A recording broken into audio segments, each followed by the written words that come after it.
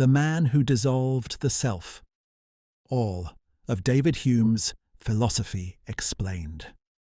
In this video, we'll walk through all of David Hume's most interesting philosophical ideas, from questioning absolutely everything to not believing in miracles. This is David Hume at 23, not yet the celebrated thinker who would challenge everything his contemporaries believed about knowledge, morality, and human nature. Born in 1711 to a modest Scottish family, he would lose his father at age 2 and grow up under the watchful eye of his devout mother. But something extraordinary happened in that Presbyterian household. Instead of following the religious certainties of his upbringing, young Hume developed a radical skepticism that would make him one of the most dangerous thinkers of his age. He was supposed to become a lawyer, following his family's wishes, but Hume found the law tedious and uninspiring. At 15, he entered the University of Edinburgh, where he discovered philosophy and began a journey of intellectual exploration that would consume the rest of his life. By his early 20s, he had conceived the basic ideas that would appear in his masterwork, a treatise of human nature. He wrote with feverish intensity, convinced that he was discovering fundamental truths about how the human mind actually works, not how philosophers wished it worked. The young Hume suffered what he called a disease of the learned, a nervous breakdown brought on by excessive study and mental strain.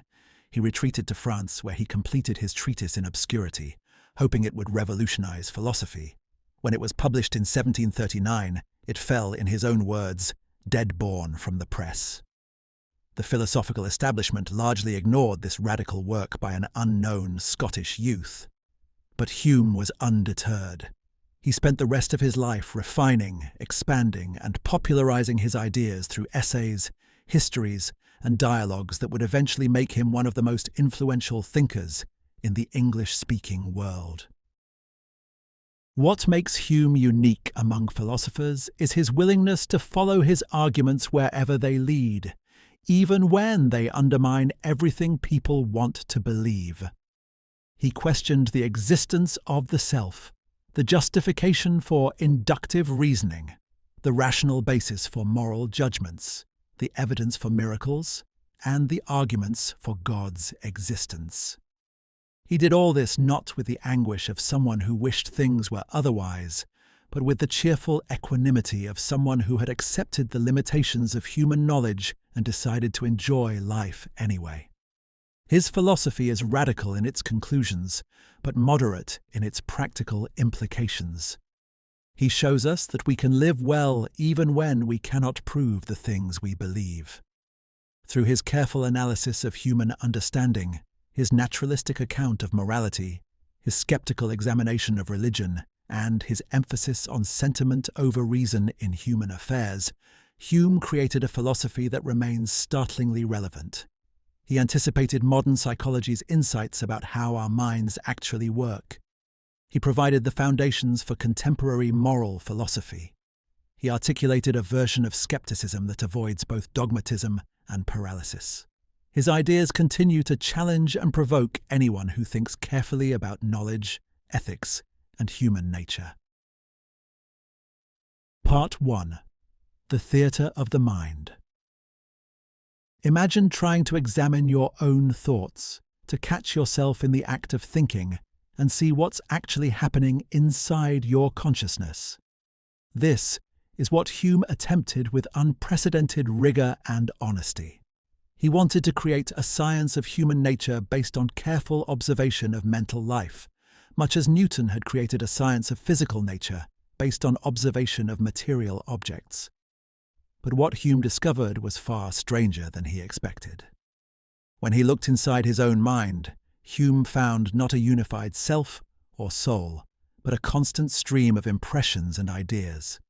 He experienced sensations of colour, sound, taste, smell, and touch. He noticed thoughts about absent objects and memories of past experiences. He felt emotions like joy, sadness, anger, and fear. But nowhere in this mental landscape could he find the self that supposedly had these experiences. There was seeing but no seer, thinking but no thinker, feeling but no feeler that existed separately from the acts of seeing, thinking, and feeling themselves. This observation led to one of Hume's most radical claims. The self is nothing but a bundle of perceptions. We are not enduring substances that have experiences. We are the experiences themselves, constantly changing, appearing and disappearing like images on a screen. When you look for yourself, you find only thoughts, sensations, and feelings, never a separate entity that possesses them. The self is a useful fiction we create from the constant flow of mental events, not a metaphysical reality underlying those events. This might sound like mere philosophical wordplay, but Hume meant it literally.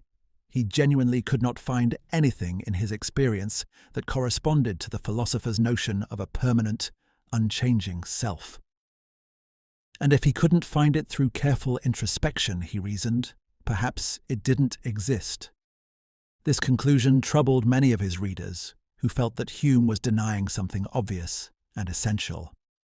But Hume was simply reporting what he found when he honestly examined his own consciousness. Hume distinguished between two types of mental content: impressions and ideas. Impressions are the vivid, forceful experiences we have when we directly perceive something or feel an emotion. When you see a red apple, smell coffee brewing, or feel angry, you're having impressions. Ideas are the faint copies of impressions that appear when we think about things that aren't present. When you remember the red apple, imagine the smell of coffee, or reflect on a past anger, you're having ideas. The difference is one of vivacity and force, not of kind. This distinction might seem trivial, but it has profound implications. Hume used it to develop a test for meaningful concepts. Every legitimate idea must be traceable back to some impression from which it derives. If you claim to have an idea that doesn't correspond to any possible impression, then either you're confused about what you're thinking, or you're using words without real meaning. This became Hume's criterion for distinguishing sense from nonsense in philosophy. Consider the idea of God as an infinitely powerful, wise, and good being. Where does this idea come from? Hume argues that we derive it by taking our impressions of power, wisdom, and goodness from finite beings and imaginatively extending them without limit. We have impressions of human power, so we imagine infinite power. We experience human wisdom, so we conceive unlimited wisdom. The idea of God is a mental construction from more basic impressions, not a direct perception of divine reality. This doesn't prove God doesn't exist, but it does show that our concept of God is a human creation based on human experiences. Or consider the notion of substance, the philosophical idea that objects have some underlying reality beyond their observable properties. You see a table's colour, feel its hardness, observe its shape. But philosophers claim there's also a substance that has these properties, something distinct from the properties themselves. Hume asks, where is the impression from which this idea of substance derives? We never perceive substance itself, only the bundle of properties. The idea of substance, like the idea of the self, is a fiction we create to organize our experiences, not something we actually observe. Hume's method of tracing ideas back to impressions becomes a tool for philosophical house cleaning. Many traditional philosophical problems dissolve when we realize that the supposedly profound concepts at their core don't correspond to any real impressions. Debates about whether the soul is material or immaterial become pointless when we recognize that we have no impression of the soul at all. Questions about the ultimate nature of reality lose their grip when we acknowledge that we only ever experience appearances, never the mysterious something that supposedly lies behind them. This leads to Hume's first major philosophical position: radical empiricism.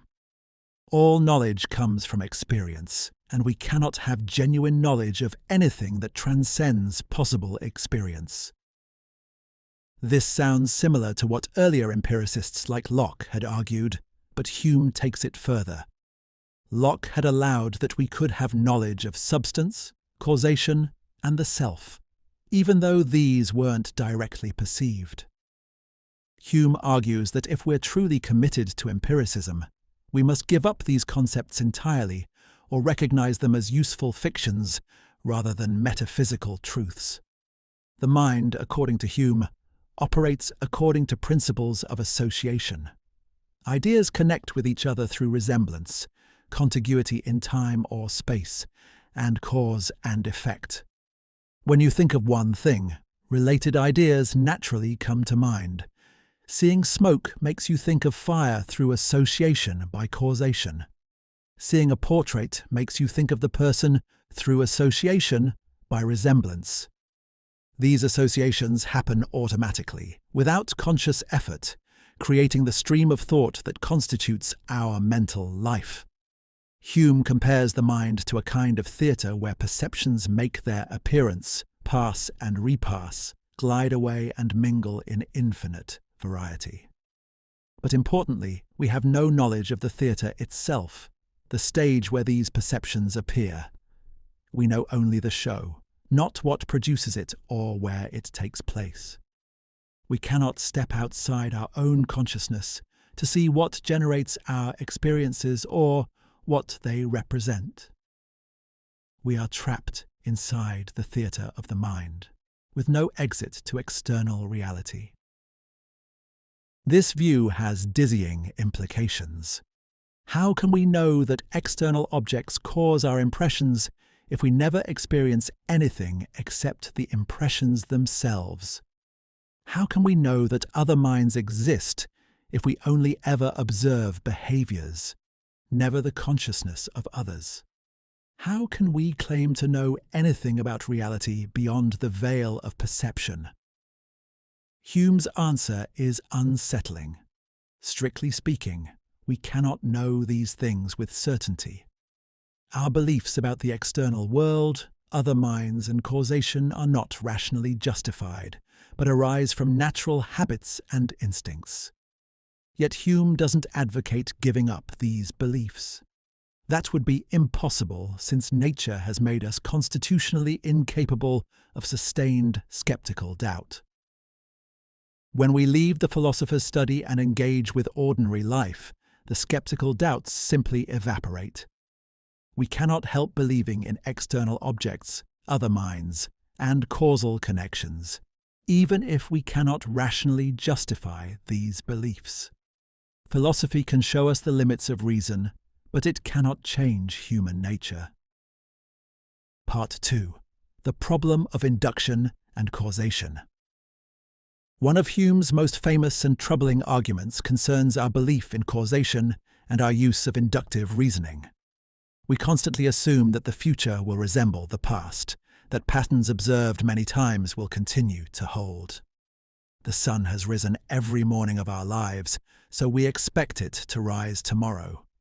Bread has nourished us in the past, so we expect it to nourish us when we eat it today. Fire has burned us before, so we avoid touching flames now. This kind of reasoning from past experience to future expectations seems completely obvious and necessary. But Hume asks a simple question. What justifies this inference from past to future? Why should we assume that nature will continue to operate according to the patterns we've observed? We cannot observe the future, so our belief about future events must be based on reasoning. But what kind of reasoning could establish that the future will resemble the past? It cannot be demonstrative reasoning, the kind used in mathematics and logic. There is no logical contradiction in imagining that the future might differ from the past. We can coherently conceive of the sun not rising tomorrow, of bread suddenly becoming poisonous, of fire becoming cold. The laws of nature could change at any moment without violating logic, so our belief that they will continue cannot rest on logical necessity. Perhaps then our reasoning is probable or inductive. We've observed certain patterns many times, and this makes it probable they'll continue.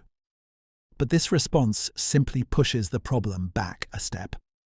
Why should multiple observations of a pattern make its continuation more probable? To answer this, we'd need to assume that the future will resemble the past, that patterns observed frequently are likely to persist. But that's exactly what we're trying to justify. The argument becomes circular. Hume's point is devastating. All of our scientific knowledge, all of our practical reasoning about the world, rests on inductive inferences that cannot be rationally justified. We move from "I have observed A followed by B many times" to "A will be followed by B in the future." But this move has no logical foundation. We take for granted the uniformity of nature, the principle that the unobserved will resemble the observed, but we cannot prove this principle without circularity. The same problem affects our understanding of causation. When we say that A causes B, what do we mean? Not just that B follows A, since many things follow each other without being causally related. Night follows day, but day doesn't cause night. We mean something stronger, that A necessarily produces B, that there's some power or force in A that brings B into existence. But where do we get this idea of necessary connection, of causal power? Hume argues that we never observe necessary connections. We see one event followed by another, but we never see the power or force that supposedly makes the second event happen. We see the billiard ball strike another and the second ball move, but we don't see any causal energy flowing from the first to the second. We feel the warmth of fire, but we don't perceive the fire's power to produce heat. All we ever observe is constant conjunction. Events of type A are regularly followed by events of type B. Yet, we believe in causation, and this belief shapes our entire understanding of reality. Where does it come from if not from observation? Hume's answer is that it arises from custom or habit. After observing A followed by B many times, our minds form a habit of expecting B when we encounter A. This expectation feels different from mere association. It feels necessary and inevitable. But this feeling doesn't reflect any objective necessity in nature. It reflects only the strength of our mental habit. Causation, according to Hume, is nothing but constant conjunction plus the mental habit of expecting one event after observing another. There is no mysterious power in objects, no necessary connection in nature. These are projections of our own mental operations onto the external world. We feel compelled to expect fire to produce heat because of our past experiences, and we mistake this subjective compulsion for an objective feature of reality. This analysis undermines traditional metaphysics at its foundations.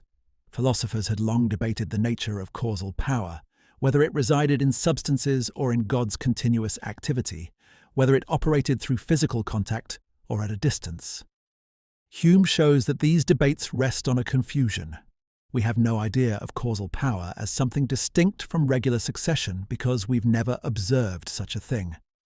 The concept is meaningless in Hume's empiricist framework. The practical implications are equally significant. Science depends on causal reasoning and inductive inference. We observe patterns in nature and formulate laws that predict future observations. We identify causes and manipulate them to produce desired effects. All of this rests on assumptions that Hume shows cannot be rationally justified. Does this mean science is irrational? In a sense, yes.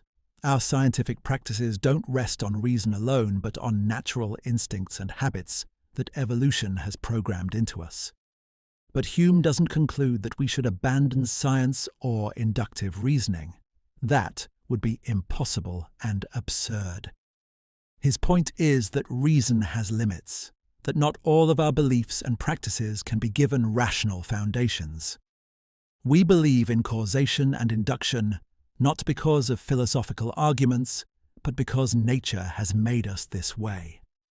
Philosophy can illuminate the sources of our beliefs, but it cannot and need not provide justifications for beliefs that arise from our basic constitution.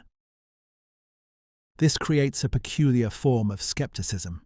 Hume shows that many of our most fundamental beliefs cannot be rationally justified, yet he doesn't advocate giving them up. He distinguishes between the study and the world, between philosophical reflection and practical life. In the study, we can entertain skeptical doubts about causation, induction, and external objects. But in the world, these doubts have no force.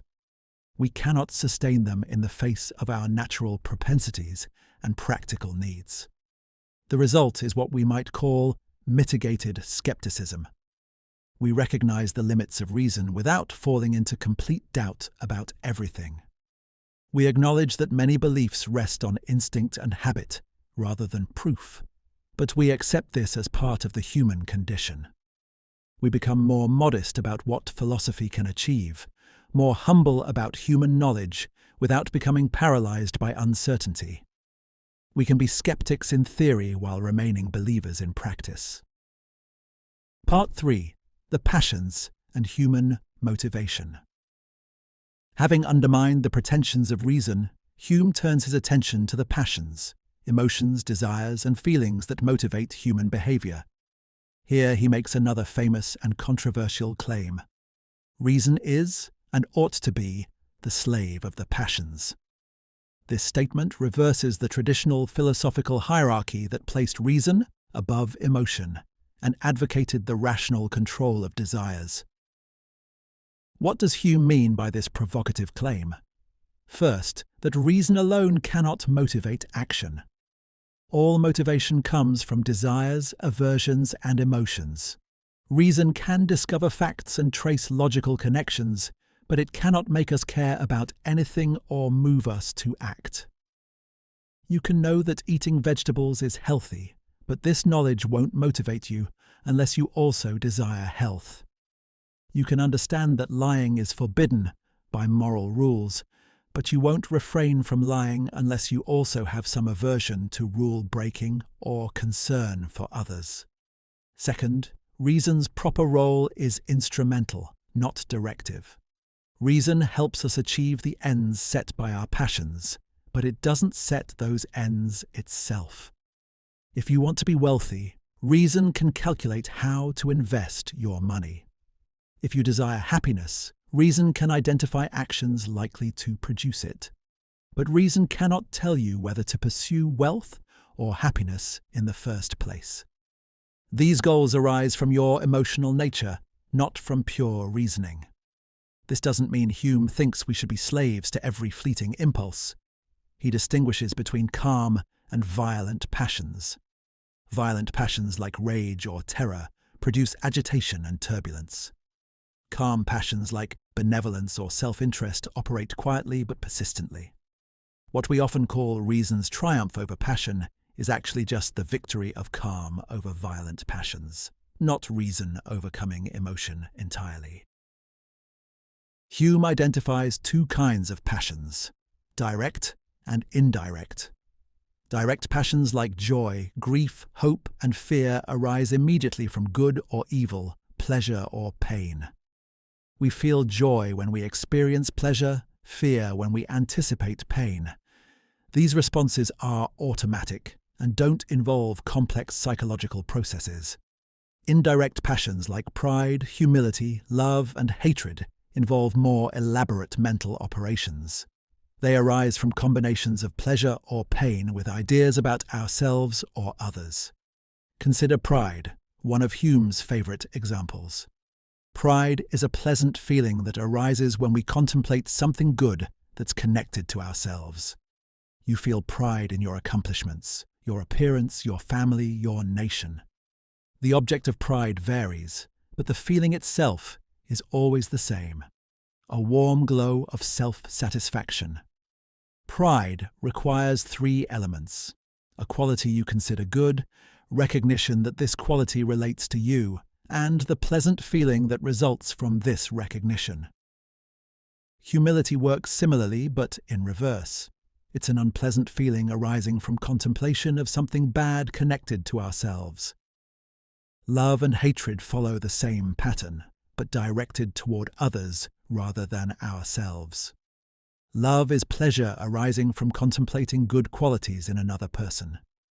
Hatred is pain arising from contemplating bad qualities in another. These indirect passions are more complex than direct ones because they involve representations of ourselves or others, not just immediate responses to pleasure and pain. Hume pays special attention to sympathy, our capacity to share the feelings of others. When we observe someone experiencing joy or suffering, we naturally tend to feel similar emotions ourselves. This isn't mysterious or requiring special moral sense. It happens through ordinary associative mechanisms. We observe the effects of emotions in others' behavior and expressions. These observations trigger ideas of those emotions in our minds. Because ideas can be vivid enough to produce feelings, especially regarding people we're close to, these ideas transform into actual, sympathetic emotions. Sympathy explains much of our moral and social life. We care about others partly because we naturally share their feelings. We praise actions that produce happiness and condemn those causing suffering, partly because sympathy makes us feel pleasure and pain, along with those affected. Our moral judgments aren't purely selfish, because sympathy extends our emotional involvement beyond ourselves. But neither are they purely rational or based on perceiving objective moral facts. They arise from our emotional constitution and our natural tendency to resonate with others' feelings. This account of human motivation has radical implications. If reason doesn't govern action, then being rational doesn't guarantee being moral or prudent. You can reason perfectly while pursuing terrible ends if your passions incline you that way. Similarly, moral improvement doesn't come primarily through philosophical argument, but through cultivating appropriate emotions. We become better people by developing sympathetic feelings, calm passions that promote long-term well-being, and social emotions that bind us to others. Hume also argues that passions themselves can't be irrational in any strict sense. Only beliefs can be true or false, reasonable or unreasonable. Desires and emotions aren't the kinds of things that can contradict reason. If you desire your own destruction, this might be unfortunate, but it's not irrational in the way that believing contradictions is irrational. Passions can be called unreasonable only derivatively, when they're based on false beliefs, or when they choose ineffective means to their ends. This view challenges moralists who claim that virtue consists in following reason against inclination. For Hume, there's no such conflict. What we call reason's dictates are really just the promptings of calm passions like benevolence or enlightened self-interest. And what we call passion's temptations are violent emotions that disrupt our longer-term goals.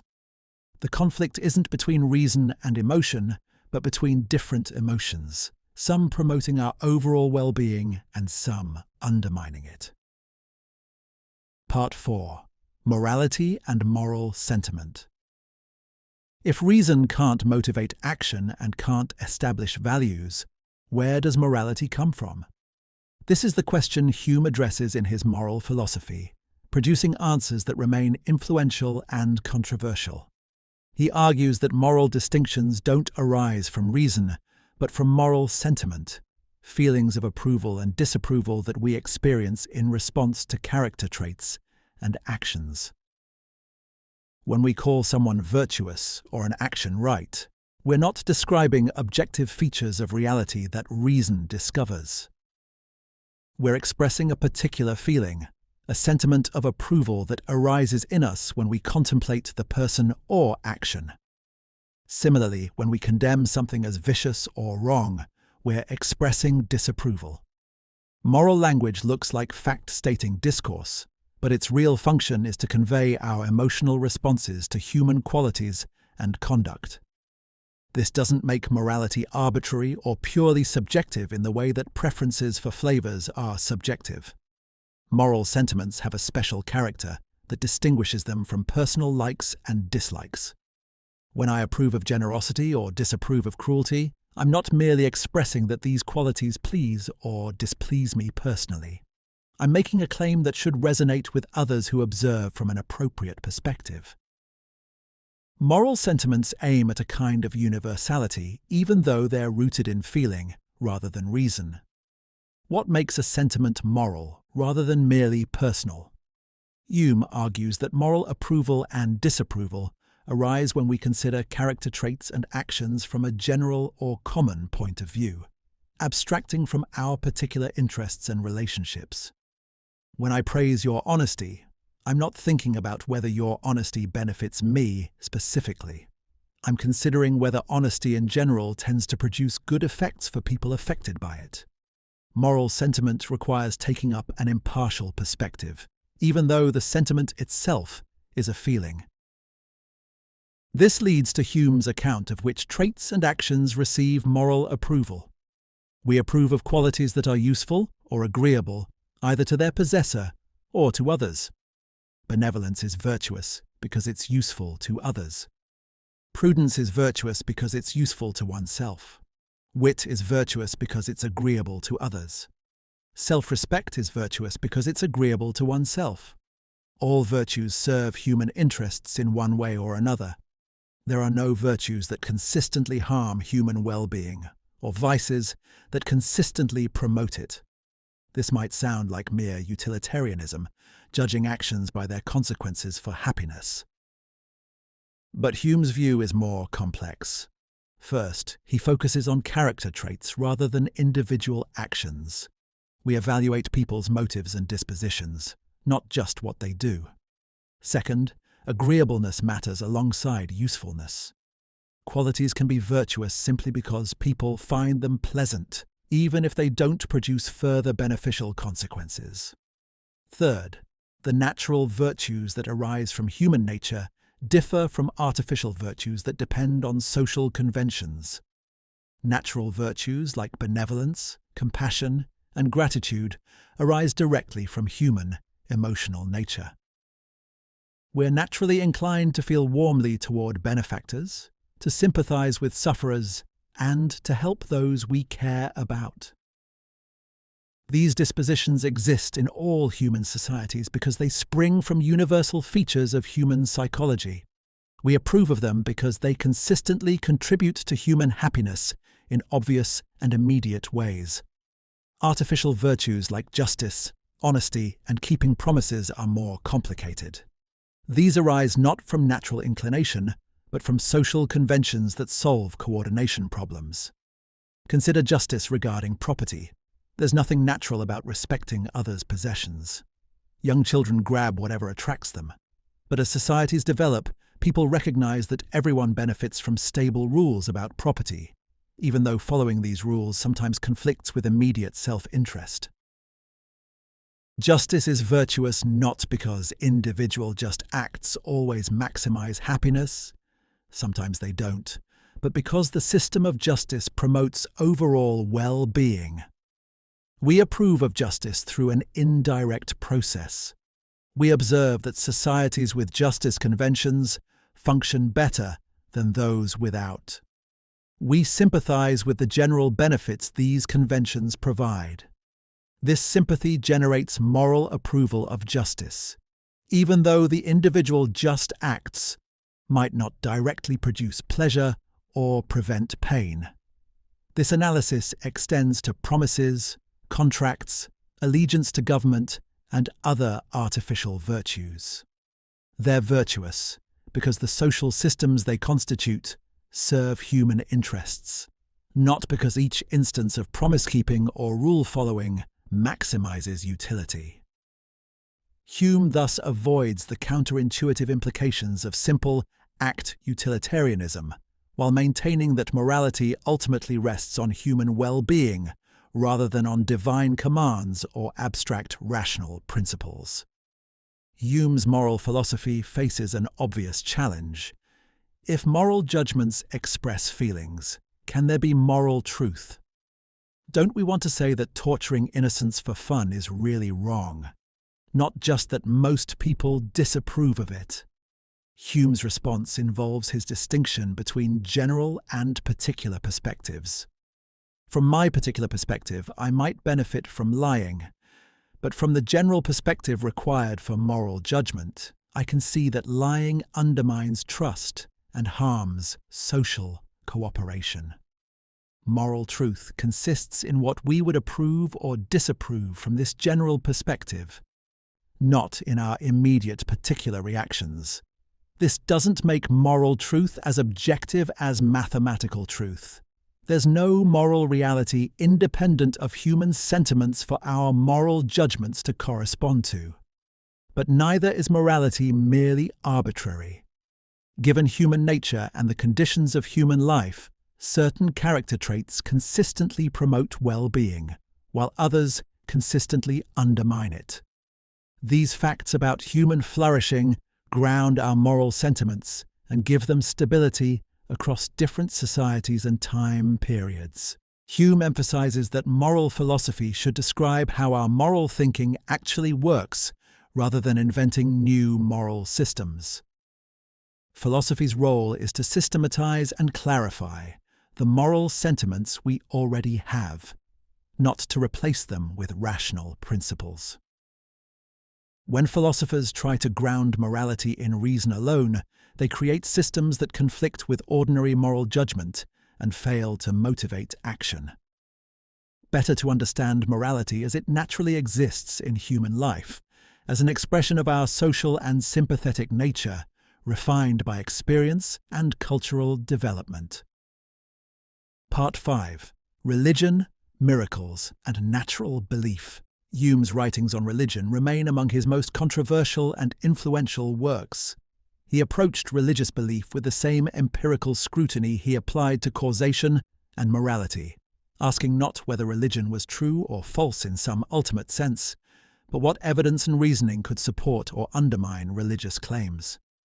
His conclusions alarmed many of his contemporaries and continue to provoke debate among philosophers and theologians.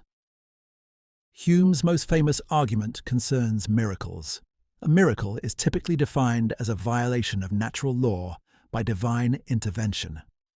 The parting of the Red Sea, Jesus walking on water, or the resurrection of the dead would all count as miracles in this sense.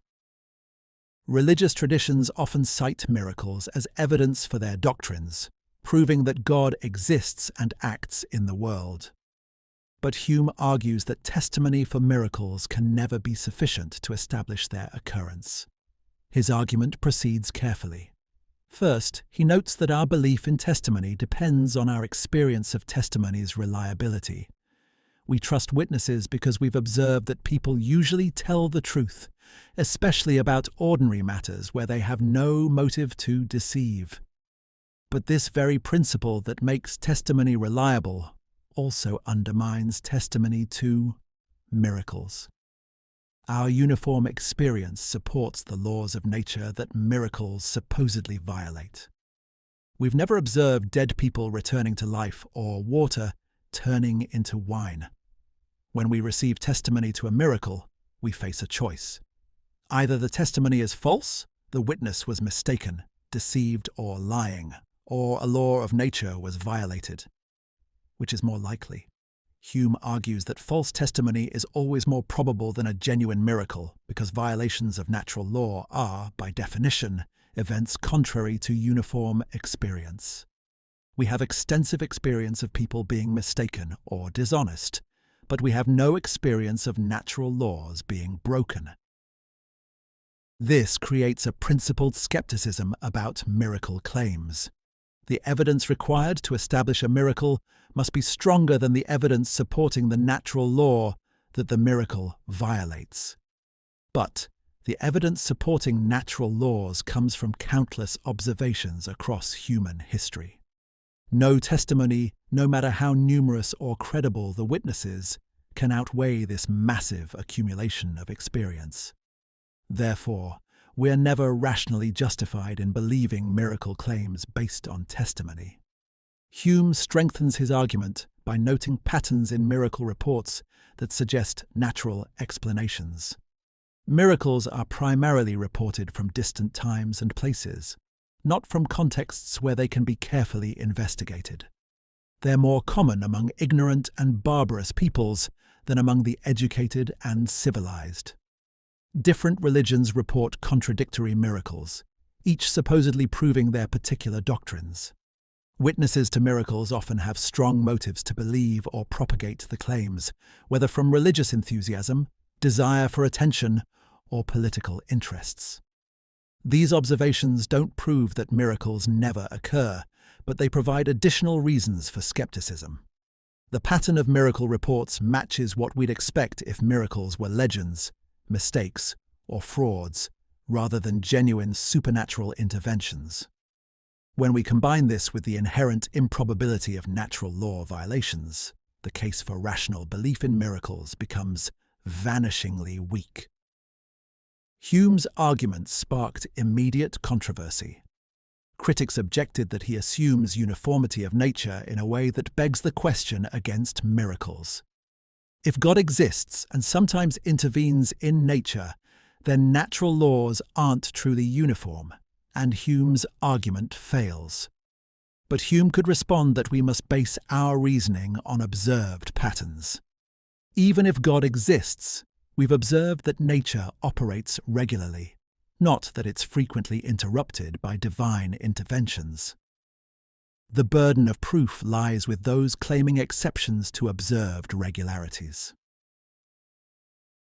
Beyond miracles, Hume examines arguments for God's existence with similar skepticism. The cosmological argument claims that everything has a cause, so the universe must have a first cause, namely God. But Hume objects that if everything needs a cause, why doesn't God need a cause? And if God can exist without a cause, why can't the universe exist without a cause? The argument assumes what it tries to prove, that there must be a first uncaused cause, while offering no reason to identify this cause with the God of religious tradition. The design argument, more popular in Hume's time, claims that the order and complexity of nature prove an intelligent designer. Just as a watch implies a watchmaker, the intricate machinery of nature implies a divine artificer. Hume examines this argument extensively in his dialogues concerning natural religion, ultimately finding it unpersuasive for multiple reasons. First, the analogy between human artifacts and the natural world is weak. We know from experience that watches are made by intelligent designers because we've observed watchmakers at work. But we've never observed worlds being created, so we lack comparable experience to ground an inference from world to world maker. The design argument tries to extend reasoning beyond the bounds of possible experience, violating Hume's empiricist principles. Second, even if we accept some designer, the argument doesn't establish the God of traditional religion. The design in nature might result from a committee of designers rather than a single deity. The designer might be limited in power, explaining why the world contains so much suffering and imperfection. The designer might have created the world and then died or lost interest. The designer might be morally indifferent, creating simply to create without concern for creatures' welfare. The design argument, even if successful, would establish at most a powerful but finite creator, not an infinite, perfect, and benevolent God. Third, Hume suggests that the order in nature might have natural rather than supernatural explanations. Perhaps the universe contains a principle of organization inherent in matter itself. Perhaps the current order emerged through trial and error over vast periods of time. Perhaps apparent design reflects our tendency to impose patterns on random events. We shouldn't assume that order requires an intelligent orderer when alternative explanations remain available. Fourth, the existence of evil and suffering poses serious problems for the design argument. If an intelligent designer created the world, Why did that designer include so much pain, disease, death, and misery? The standard response is that suffering builds character, that evil results from human free will, that we can't understand God's purposes, all seem inadequate given the scale and severity of suffering in the world. A truly benevolent and powerful designer could have created a world with far less suffering, while still achieving whatever valuable purposes suffering supposedly serves. Hume doesn't claim to prove that God doesn't exist. His arguments aim to show that we lack sufficient rational grounds for religious belief, not that religious belief is certainly false. This distinction is crucial for understanding his position. He practices what we might call religious skepticism rather than religious atheism. He suspends judgment on questions that exceed the bounds of human understanding, rather than dogmatically denying religious claims. But this skepticism has a practical dimension. Hume observes that religious belief often arises not from careful reasoning, but from natural human tendencies. We fear death and find comfort in beliefs about immortality. We seek explanations for events we don't understand and attribute them to divine agency. We experience feelings of awe and wonder that we interpret as encounters with the sacred. We trust the testimony of religious authorities and communities that shaped our upbringing.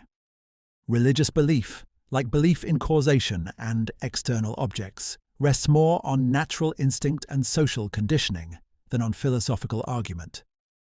This doesn't make religious belief irrational in Hume's sense, since most of our beliefs lack rational justification. But it does undermine religious claims to be based on evidence and reason. If religion arises from natural human psychology, rather than from careful inference from evidence, then debates about arguments for God's existence miss the real sources of religious belief. People believe because of psychological needs, social influences, and emotional experiences, not because they've been convinced by cosmological or design arguments.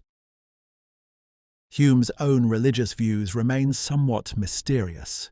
He was certainly not an orthodox Christian, and many contemporaries considered him an atheist. But he claimed to be only a skeptic, suspending judgment on matters beyond human comprehension.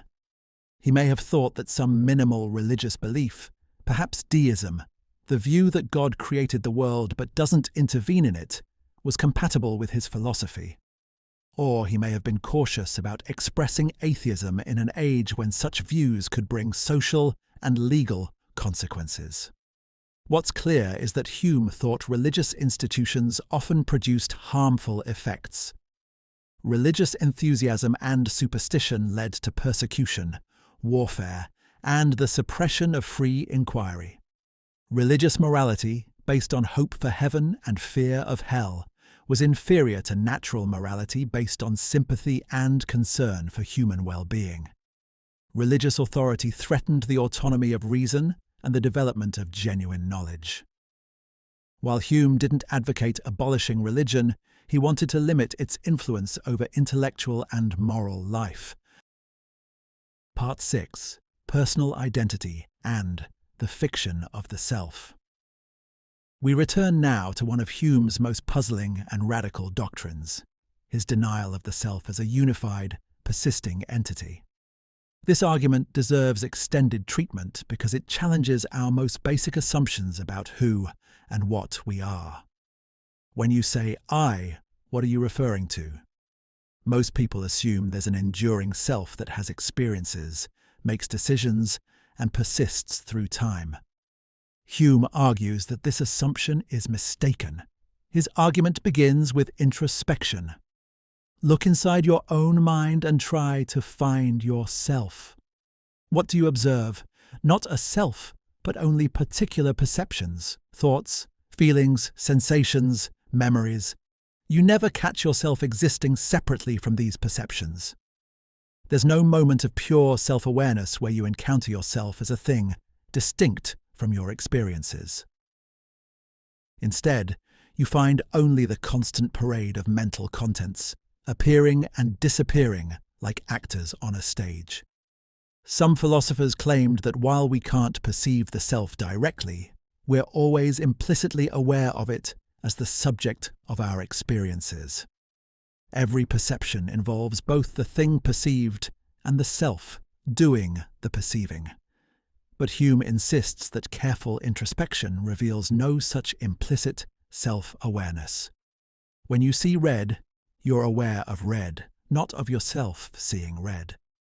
When you feel pain, you're aware of pain, not of yourself feeling pain. The supposed self that has experiences is never itself experienced. Perhaps the self isn't a perception, but the container or theatre where perceptions appear. But Hume argues we have no impression of any such container. We observe the perceptions, but never the space they supposedly occupy. And if we lack an impression of this theatre, we can't meaningfully claim it exists. The idea of a mental substance underlying experiences is like the idea of physical substance underlying properties, a meaningless notion that doesn't correspond to anything we actually observe. What, then, are we? Hume's answer is stark. We are nothing but bundles of perceptions, collections of experiences loosely connected by relations of resemblance, causation, and contiguity. There is no self separate from these perceptions that possesses them or holds them together. The unity we attribute to ourselves is an illusion produced by the smooth transitions between connected perceptions and by memory's ability to trace connections among past experiences. Think about personal identity over time. What makes you the same person you were 10 years ago? Not physical continuity, since your body's matter has largely been replaced through normal biological processes. Not psychological similarity, since your beliefs, desires, and personality may have changed dramatically. Not the persistence of an immaterial soul, since we have no evidence such a thing exists. Hume argues that personal identity over time is simply a matter of causal connections among successive experiences. Earlier experiences cause later ones through memory and the impact of past events on present psychology. This bundle theory of the self faces obvious objections. If there's no persisting self, who is aware of the bundle of perceptions? Who compares present experiences with memories to judge personal identity? Who makes decisions and takes responsibility for actions? These questions seem to require a unified subject that Hume's theory denies. Hume acknowledges the difficulty. He admits in an appendix to his treatise that he can't fully explain how perceptions are united into a single mind, or how we come to believe in a persisting self, despite lacking any impression of one. He recognizes that his theory leaves puzzles unresolved, but he insists that these puzzles arise from the nature of the mind itself, not from defects in his theory. If introspection reveals no self, we must accept this finding even if we can't fully explain how consciousness works without a persisting subject. Modern readers might see Hume as anticipating contemporary neuroscience and psychology. The brain doesn't contain a central self or homunculus that receives all sensory inputs and makes all decisions. Instead, mental life emerges from the coordinated activity of multiple brain systems, operating largely unconsciously. What we call the self is a construct that the brain creates from ongoing processing, not a metaphysical entity that does the processing. The feeling of being a unified, persisting self is a useful fiction that helps us function, not an accurate description of our underlying nature. But we shouldn't overstate the connection between Hume and modern science. Hume wasn't making empirical claims about brain function, but philosophical observations about the limits of introspection. He wasn't denying that we experience ourselves as unified subjects, but questioning whether this experience corresponds to metaphysical reality. His skepticism about the self fits his general pattern of showing that common sense beliefs lack rational justification, while acknowledging that we cannot help holding them. The practical implications of Hume's view remain unclear. Does denying the self undermine moral responsibility? If there's no persisting self, can past actions be attributed to present persons? Hume argues that we can maintain ordinary practices of praise and blame without believing in metaphysical selves. We hold people responsible for actions caused by their character traits and dispositions, which persist through causal connections even if no underlying self persists.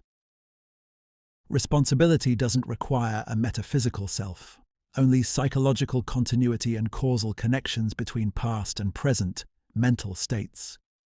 Does the bundle theory affect how we should live? Perhaps it suggests we should take our desires and commitments less seriously, recognizing that the self that has these concerns is merely a temporary collection of perceptions. Or perhaps it suggests we should focus on present experience rather than worrying excessively about our future selves, who will be different bundles only loosely connected to our present bundle. But Hume himself doesn't draw such conclusions. He maintains that we cannot help caring about our future welfare and identifying with our past actions, regardless of our philosophical theories about personal identity. Part 7. Justice, Property, and Social Convention. Having examined Hume's views on natural virtues that arise from human sentiment, we turn to his account of artificial virtues that depend on social convention. This analysis, particularly regarding justice and property, represents some of his most original contributions to moral and political philosophy. Hume asks a deceptively simple question: why should we respect others' property and keep our promises? The traditional answer appeals to natural law, divine commands, or rational principles. Hume offers a radically different explanation. Consider property rights. Why is it wrong to take something that belongs to another person?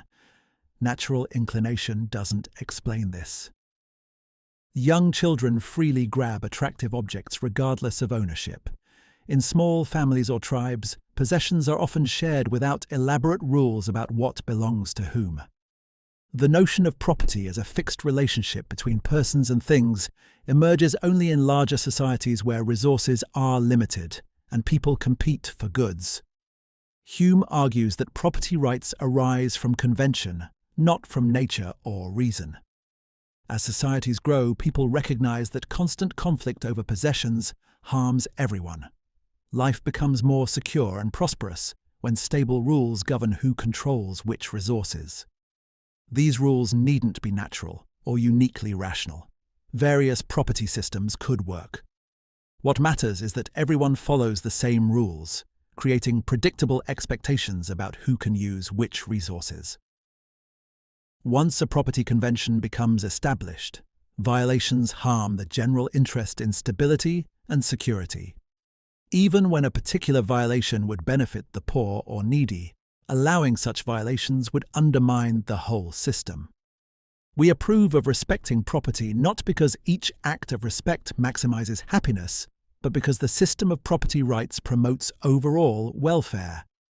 Justice is virtuous because the scheme of justice serves human interests, not because individual just acts always produce the best consequences.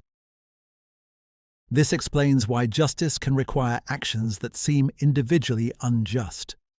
A poor person might benefit from stealing from the rich, and the rich person might barely notice the loss. But allowing such theft would destroy the security that property rights provide, ultimately harming everyone, including the poor. Similarly, keeping a promise to a malicious person might enable harm, but breaking promises whenever we judge it beneficial would destroy the institution of promising, making everyone worse off. Hume thus develops an indirect form of consequentialism regarding justice. We don't evaluate each act of justice by its particular consequences. Instead, we approve of justice as a general practice because the system of justice has good consequences overall. Individual compliance with rules of justice is virtuous because it supports beneficial social institutions, even when particular compliance produces suboptimal outcomes. This view has important implications for political obligation. Why should we obey government and law? Not because governments have natural authority over us, or because we've explicitly consented to their rule. Most people never explicitly consent to government, and claims of natural authority lack empirical foundation. Instead, we should obey government because doing so supports social order, which benefits everyone. Governments provide security, coordinate social cooperation, and resolve disputes. These benefits justify following laws and supporting political institutions, not mythical social contracts or divine right. But political obligation has limits. When governments become tyrannical, destroying rather than protecting human welfare, the reasons for obedience disappear. Hume isn't advocating absolute obedience to authority. He recognizes that governments can become so corrupt or oppressive that revolution is justified. The standard for evaluating governments is whether they serve human interests, not whether they embody abstract principles of justice or legitimacy. Hume applies similar analysis to promises and contracts. Why should we keep promises? Not because promise breaking is inherently evil or irrational. If you promise to meet someone but a genuine emergency arises, breaking the promise might be justified. The obligation to keep promises arises from the social institution of promising, which requires general compliance to function. When we make promises, we invoke this institution, creating expectations in others that will perform. Disappointing these expectations without good reason harms the institution and wrongs those who relied on our word. This conventional account might seem to make morality arbitrary. If justice and promise-keeping rest on social agreement rather than natural or rational foundations, couldn't societies adopt radically different and equally legitimate moral systems?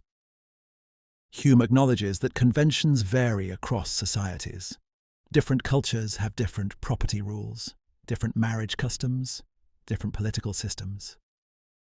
But this variation has limits. All functional societies need some system of property, some way of making binding agreements, some mechanism for resolving disputes. The specific rules may vary, but the general need for such rules reflects universal features of human nature and social life. Moreover, not all conventional systems work equally well. Some property systems create greater security and prosperity than others. Some legal systems resolve disputes more fairly than others. Some governments serve citizens' interests better than others. We can evaluate social conventions by their consequences for human welfare, even if we can't identify uniquely correct conventions that all societies should adopt. Moral relativism doesn't follow from Hume's conventionalism because human nature and the conditions of social life constrain which conventions can successfully serve human interests.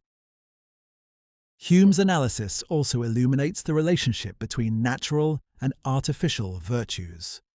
Natural virtues like benevolence arise directly from human sentiment and require no social institutions to make sense. We naturally care about those close to us and feel sympathetic pain at others' suffering. But this natural benevolence has limits. It doesn't extend equally to strangers and typically favors those we're connected with by family, friendship, or proximity. Artificial virtues like justice are needed precisely because natural benevolence is partial and limited. Justice corrects the biases of natural sympathy by imposing impartial rules that protect everyone's interests. It requires treating strangers' property rights as seriously as friends' rights, even though we naturally care more about friends. It demands keeping promises to enemies as well as allies, even though natural affection doesn't extend to enemies. The artificiality of justice doesn't make it less important than natural virtue, but reflects its different function in moral life. This account suggests a more complex view of moral development than some traditional theories offer. We don't become moral simply by following our natural inclinations, since natural sympathy is too limited. But neither do we become moral by suppressing natural sentiment in favor of reason, since reason can't motivate action or establish values. Instead, moral development involves internalizing social rules that extend our limited natural sympathy into a broader concern for human welfare. We learn to approve of justice not through philosophical argument, but through social conditioning and recognition of justice's benefits. Part 8. Politics, Liberty, and the Science of Government. Hume's political thought combines his skepticism about reason's authority with attention to human nature and historical experience. He rejects political theories based on abstract principles like natural rights or social contracts, preferring to examine how governments actually function and what makes them stable or unstable. His approach is more scientific than ideological, seeking to identify patterns in political life rather than deducing ideal systems from first principles. One of Hume's key insights concerns the foundation of government. Contrary to social contract theories popular in his time, most governments don't originate in voluntary agreement among citizens. They arise from conquest, usurpation, or gradual evolution of customary authority. Even when governments claim legitimacy through consent, this consent is usually tacit at best. Most people are born into political systems they never chose and couldn't realistically opt out of. The fiction of original consent cannot ground political obligation. Instead, government rests on opinion. Rulers govern because subjects believe they should obey. This belief might arise from the custom of long-established authority, from perception that government provides benefits, from religious ideology that sacralizes political power, or from fear of punishment for disobedience. But ultimately, governments depend on the opinions and attitudes of the governed. Even the most despotic regime cannot rule without some acceptance from its subjects, since rulers are always vastly outnumbered. This creates interesting dynamics. Governments must maintain favorable opinions among enough of the population to retain power. They do this through various means, providing security and prosperity, promoting ideologies that justify their rule, rewarding supporters and punishing dissidents, creating institutions that make disobedience costly. Understanding politics requires understanding how governments shape and respond to public opinion, not analyzing abstract rights and duties. Hume distinguishes between types of government, examining the merits and defects of each. Absolute monarchies can be efficient and stable when ruled by capable monarchs, but they risk tyranny and depend dangerously on individual rulers' character. Republics allow broader participation and better protect liberty, but they risk factionalism and instability. Mixed constitutions like Britain's, combining monarchical, aristocratic and democratic elements, might achieve the best balance, moderating each element's extremes. But Hume avoids dogmatism about constitutional forms. The best government for a society depends on its circumstances, history, and culture. What works for small republics might fail in large empires. What suits a commercial society might not suit an agricultural one. Political science should identify how different institutional arrangements function in various contexts, not prescribe universal ideal systems. Liberty receives special attention in Hume's political writing. He values liberty not as a natural right, but as a condition for human flourishing. People living under oppressive governments suffer both material deprivation and psychological damage. Free societies allow individuals to develop their capacities, pursue their projects, and live according to their own judgments. Liberty contributes to prosperity by enabling trade and innovation. It promotes culture by protecting free expression and inquiry, but liberty requires limits. Absolute freedom would produce chaos, as people pursued conflicting goals without coordination. Government authority and law, which restrict liberty, are necessary for liberty's protection. The challenge is finding the right balance, enough authority to maintain order and security, enough freedom to allow individual flourishing. This balance will vary across societies and cannot be determined through abstract reasoning alone. Hume also examines economic policy, anticipating insights later developed by classical economists. He argues against mercantilism, the view that nations benefit by exporting more than they import and accumulating precious metals. Trade benefits all parties by allowing specialization according to comparative advantage. A nation's wealth consists not in its gold and silver reserves, but in its productive capacity and standard of living. Policies that restrict trade to preserve monetary reserves typically harm overall prosperity. He advocates free trade and opposes most government interference in markets. Prices naturally adjust to balance supply and demand. Attempts to control prices through legislation typically create shortages or surpluses without benefiting consumers. Interest rate ceilings prevent efficient allocation of capital. Export restrictions on grain during shortages worsen famines by preventing trade that would bring food from surplus areas.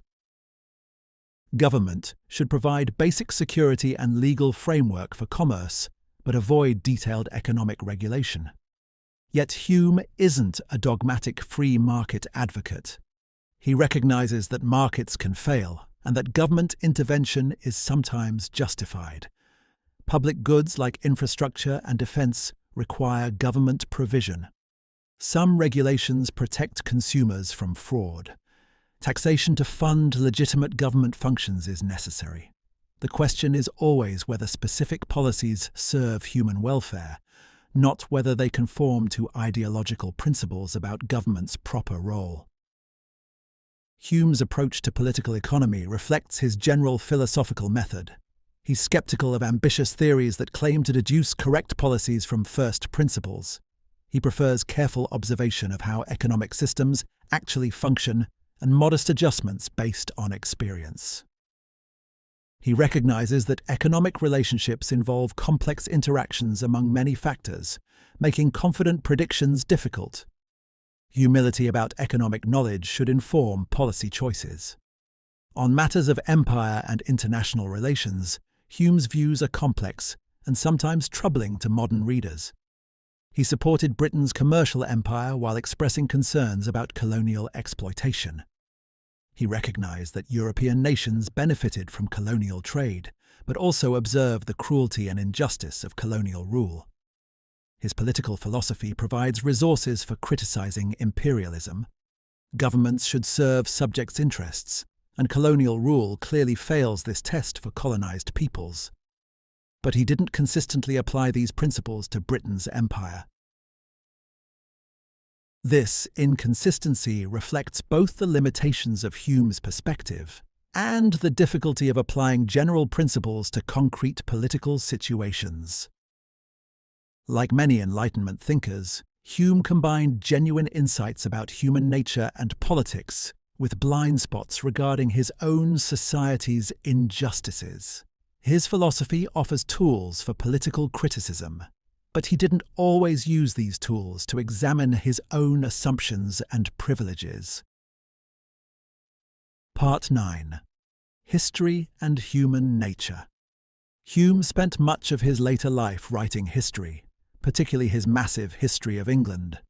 This wasn't a departure from philosophy, but an extension of his project to understand human nature through observation. History provides a vast laboratory for studying how humans behave in different circumstances, how institutions develop, how ideas spread, and how societies change. Hume approached history as a philosophical empiricist, seeking patterns in human affairs that would illuminate the general principles of human nature. His historical method rejected providential explanations that saw history as the unfolding of divine plans. He also rejected purely theoretical approaches that tried to deduce historical patterns from abstract principles. Instead, he examined particular events carefully, considering the motives, interests, and characters of historical actors. He sought to understand why people acted as they did, given their circumstances, beliefs, and passions. History thus becomes a kind of extended case study in human psychology and social dynamics. One of Hume's key historical themes concerns the gradual emergence of civilized society from barbarous origins. Early humans lived in small tribes with minimal government, simple economies, and violent competition over resources. Gradually, through trial and error rather than rational planning, people developed more sophisticated institutions. Property rights emerged to reduce conflict. Laws developed to settle disputes. Trade expanded, creating interdependence among communities. Government became more regular and less arbitrary. This progress wasn't inevitable or unidirectional. Civilizations could decline as well as advance. The fall of Rome demonstrated how sophisticated societies could collapse into chaos and barbarism. European history showed cycles of development and decay, with periods of cultural flourishing followed by dark ages. But the overall trend, especially in modern Europe, was toward greater refinement, prosperity, and liberty. Hume identified several factors promoting this progress. Commerce encouraged peaceful cooperation and rational calculation of interest, replacing martial values and violent competition. Growth of knowledge, especially scientific knowledge, gave humans greater control over nature and freed them from superstition. Development of law and regular government provided security for persons and property. Growth of the arts refined people's sensibilities and created outlets for ambition beyond warfare and domination. But progress created new problems. Commercial society encouraged avarice and selfishness. Luxury could corrupt virtue and undermine civic spirit. Refinement might produce effeminacy and loss of martial virtues needed for national defense. Hume wasn't a simple believer in inevitable progress, but recognized tensions between civilization's benefits and costs. His History of England explored these themes through England's development from medieval barbarism to modern commercial society. He examined how English liberty emerged not from ancient Saxon freedom, as Whig historians claimed, but through gradual evolution of institutions that balanced royal authority against other powers. The English constitution wasn't designed by rational legislators, but evolved through conflicts between kings, nobles, and commons, each pursuing their interests without intending the resulting system. This evolutionary perspective influenced Hume's view of political reform. Radical changes risked disrupting beneficial institutions whose functions weren't fully understood. Even imperfect systems might work well enough, and attempts at improvement might make things worse. Better to make gradual adjustments, learning from experience, than to redesign society according to theoretical blueprints. This conservatism, based on epistemological humility rather than ideological commitment, runs through Hume's political thought. Yet Hume wasn't simply defending existing institutions. He criticized corruption, oppression, and irrational policies when he saw them. His point was that criticism should be based on careful examination of consequences rather than on abstract principles, and that reform should be gradual and empirically grounded rather than radical and theoretical. His historical work aimed to provide this empirical grounding, showing how institutions actually functioned and what consequences different policies produced. Hume's history writing also reflected his views on historical causation. Major historical events rarely have single causes. The English Civil War didn't result solely from Charles III's tyranny, parliamentary ambition, religious enthusiasm, or economic change. All these factors and more contributed, interacting in complex ways. Understanding historical events requires considering multiple causes and their interactions, not reducing everything to simple, monocausal explanations. This complexity makes historical prediction nearly impossible. We can identify general tendencies. Commercial societies tend toward peace, fanaticism tends toward violence, but particular events depend on countless factors, including individuals' choices and random contingencies. History isn't governed by iron laws that philosophers can discover through reason. It's the product of human nature operating under varying circumstances, producing patterns that are recognizable but not perfectly predictable. Modern readers might find Hume's historical judgments problematic. He sometimes defended actions we now recognize as unjust, and he underestimated possibilities for moral progress. His account of European development verges on triumphalism that ignores colonialism's costs.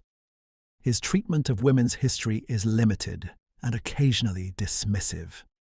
These failures remind us that even great philosophers reflect their time's limitations and prejudices. But Hume's historical method remains valuable. His attention to concrete detail, his skepticism about monocausal explanations, his recognition that historical actors operated within constraints we must understand. These approaches still inform good historical work. His insistence that we must study how humans actually behave rather than how we wish they'd behave remains essential for understanding both history and human nature. Part 10. Skepticism and Common Life. We must now confront a paradox at the heart of Hume's philosophy. He argues that many of our most basic beliefs in external objects, causation, the self, induction, lack rational justification. Yet he doesn't advocate abandoning these beliefs. Instead, he distinguishes between philosophical reflection and ordinary life, showing how skeptical conclusions in the study dissolve when we leave our books and engage with the world. This creates a distinctive philosophical position that's neither dogmatic nor paralytic. Hume's skepticism is primarily negative rather than positive. He doesn't claim to know that external objects don't exist, that causation is illusory, or that the self is a fiction. He claims only that we can't prove these things through reason or observation. The distinction is crucial. Skepticism about justification doesn't require skepticism about truth. We might be right in our beliefs, even though we can't justify them rationally. This mitigated skepticism, as Hume calls it, has several characteristics. First, it recognizes reason's limits without demanding that we give up beliefs that exceed those limits. Reason can't prove that the sun will rise tomorrow, but this doesn't mean we should doubt it will. Reason can't establish the existence of external objects, but this doesn't mean we should cease believing in them. Many beliefs arise from nature rather than reason, and that's fine because we're natural beings, not pure, rational intellects. Second, mitigated skepticism is therapeutic rather than destructive. It cures philosophical dogmatism without replacing it with equally dogmatic, skeptical assertions. The dogmatic philosopher claims certain knowledge of reality's nature. The radical skeptic claims certain knowledge that such knowledge is impossible. The mitigated skeptic rejects both positions, accepting uncertainty while getting on with life. Third, mitigated skepticism is contextual. In philosophy, we can entertain doubts about things we can't help believing in practice. This isn't dishonest or unstable, but reflects the difference between theoretical reflection and practical engagement. When I philosophize, I can acknowledge that I can't prove external objects exist. When I leave my study, I automatically believe in them because nature compels such belief. Both responses are appropriate to their contexts. Fourth, mitigated skepticism encourages intellectual humility. When we recognize that even our most basic beliefs lack rational foundations, we become less confident about more controversial claims. We're less likely to be dogmatic about religion, politics, or morality when we see that even causation and external objects rest on instinct rather than proof. This humility makes us more tolerant of disagreement and more open to new evidence and arguments. Hume distinguishes his mitigated skepticism from excessive or Pyrrhonian skepticism, which doubts everything and suspends all judgment. Such radical skepticism is both impossible and useless. Impossible because human nature makes us constitutionally incapable of sustained universal doubt. We cannot help believing in external objects, causation, and other natural beliefs regardless of philosophical arguments. Useless because even if we could sustain such doubt, it would paralyze action and make life unlivable. The excessive skeptic also makes a mistake about philosophy's role. Philosophy should illuminate human understanding, not replace natural belief with rational certainty or universal doubt. When philosophers try to prove things that nature has already convinced us of, they waste effort.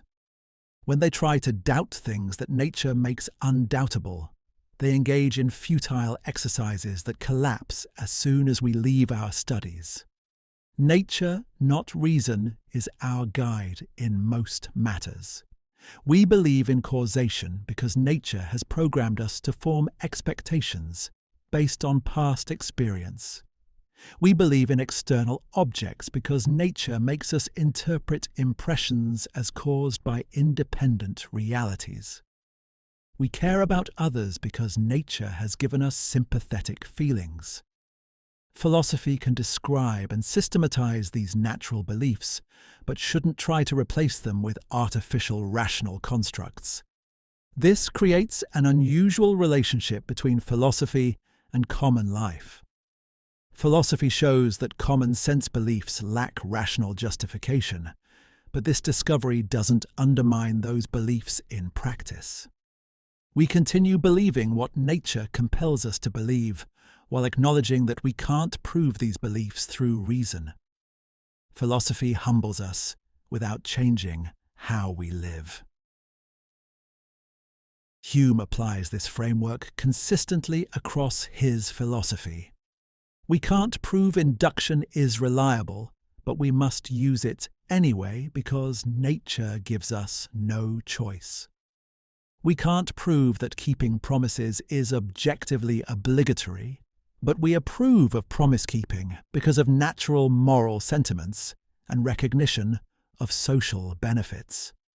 We can't prove God exists, but some people naturally believe in divine providence, and Hume doesn't insist they must abandon such belief if it comforts them and doesn't harm others. This tolerance of natural belief extends even to superstition and religion, within limits. If religious belief arises from natural human tendencies, fear of death, desire for explanation, social conditioning, then it's not surprising that it persists despite philosophical arguments. Hume doesn't expect philosophical skepticism about religion to eliminate religious belief, any more than skepticism about causation eliminates causal thinking. But he hopes to reduce religion's authority over intellectual life and prevent religious enthusiasm from causing harm. The practical upshot of Hume's skepticism is a kind of relaxed acceptance of human cognitive limitations, combined with continuing engagement with life's demands. We should be modest about claiming knowledge we don't have, but shouldn't be paralyzed by recognizing knowledge's limits. We should acknowledge that many beliefs rest on instinct and custom rather than reason, but shouldn't conclude that this makes them worthless. We should engage with philosophical questions seriously, but shouldn't expect philosophy to solve all problems or provide ultimate certainty. Part 11. The passions in detail. Love, pride, and the indirect emotions. To truly understand Hume's philosophy of human nature, we must examine more carefully his taxonomy of the passions and how they operate in mental life. The passions are not chaotic or arbitrary, but follow regular patterns that can be systematically described. Hume's analysis of pride, humility, love, and hatred reveals a sophisticated psychology that anticipates modern insights about emotion and self-conception. Pride and humility form a natural pair, both directed toward the self. Pride is a pleasant emotion arising when we contemplate qualities connected to ourselves that we consider valuable. You feel pride in your accomplishments, your appearance, your possessions, your family, your nation. The object that triggers pride, the accomplishment or possession, must be something you consider good, and it must be related to you in some way. But the feeling of pride itself is directed toward yourself. It's a warm satisfaction in being the person who has this good quality or connection. Humility operates as pride's inverse. It's an unpleasant emotion arising when we contemplate bad qualities connected to ourselves. You feel humility, or in modern terms, shame, when you fail at something important, when you compare yourself unfavorably to others, when you're reminded of your limitations. Again, the triggering quality must be related to you and must be something you consider bad. The emotion itself is directed toward yourself, producing discomfort about being the person who has this deficiency. Love and hatred mirror pride and humility, but with others as their objects. Love is pleasure arising from contemplating good qualities in another person. This isn't necessarily romantic love, but any positive regard based on perceived virtues or attractive traits. You love your friend for their loyalty, admire a leader for their courage, appreciate a colleague for their skill. The good quality produces pleasure, and this pleasure becomes associated with the person possessing the quality, resulting in love. Hatred works similarly, but with negative valence. It's pain arising from contemplating bad qualities in another person. You hate someone for their cruelty, despise them for their dishonesty, feel repelled by their vulgarity. The bad quality produces pain that becomes associated with the person, resulting in hatred or aversion. These four passions share a common structure. Each involves a quality, good or bad, an association between that quality and a person, self or other, and a resulting emotion directed toward that person. Hume calls this the double relation of impressions and ideas. There's a relation between the triggering quality and the emotion. Good qualities produce pleasure, bad ones produce pain. And there's a relation between the quality and the person. The quality belongs to or is associated with the person. This structure explains many features of how these emotions operate. Pride requires not just possessing good qualities, but being aware of them and considering them valuable. You might have admirable traits that don't produce pride because you don't recognize them or don't value them.